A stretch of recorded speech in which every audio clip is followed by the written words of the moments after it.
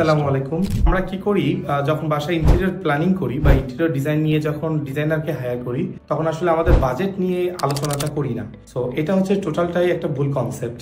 Recently আমরা কিছু client নিয়ে স্টাডি করলাম, সেখানে দেখা গেল আমরা অনেকগুলো ক্লায়েন্টের 3D ডিজাইন করলাম। 3D ডিজাইনের মকআপ থেকে শুরু করে অল এভরিথিং ক্লায়েন্টের কাছে পছন্দ, আলহামদুলিল্লাহ। বাট যখন আমি বাজেটে যাচ্ছি তখন ক্লায়েন্টের বাজেটটা বাউন্স করতেছে। ক্লায়েন্টের যেটা বাজেট তার থেকে বাজেট অনেক বেড়ে যাচ্ছে। তো এখানেই হয়ে যাচ্ছে প্রবলেম। যারা ইন্টেরিয়র করাতে চান বা বাসায় 3D ডিজাইন করাতে যাচ্ছেন, যিনি 3D ভিজুয়ালাইজার এবং যিনি ইন্টেরিয়র ডিজাইনার তার সাথে আপনি আপনার বাজেটটা নিয়েও আলোচনা করবেন। ধরুন আপনি 3D ডিজাইনটা খুব সুন্দর করে করছেন কিন্তু বাজেটটা আপনার গন্ডির ভিতরে নাই, তাহলে তো এই 3D ডিজাইনের কোনো মূল্যায়ন থাকলো না। সো 3D ডিজাইনটা সেটাই, যেটা হচ্ছে আপনার বাসার ভিজুয়ালাইজটাকে বাস্তবে কেমন লাগবে সেটা বাস্তবে দেখতে।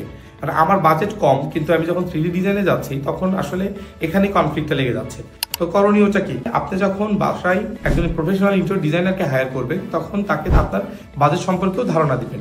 দেখা যাচ্ছে তখন একজন প্রফেশনাল ইন্টেরিয়র ডিজাইনার আপনাকে সেই বাজেট অনুযায়ী সুন্দর 3D ডিজাইন প্রোভাইড করবে এবং পুরো বাসার কনসেপ্টটুকু ক্লিয়ার করবে। আপনাদের প্রতি আমার রিকোয়েস্ট যে আপনারা অবশ্যই যখন ইন্টেরিয়র ডিজাইন করবেন বাসাতে তখন ডিজাইনারের সাথে আপনার বাজেটটা নিয়েও অবশ্যই আলোচনা করবেন। Thank you so much.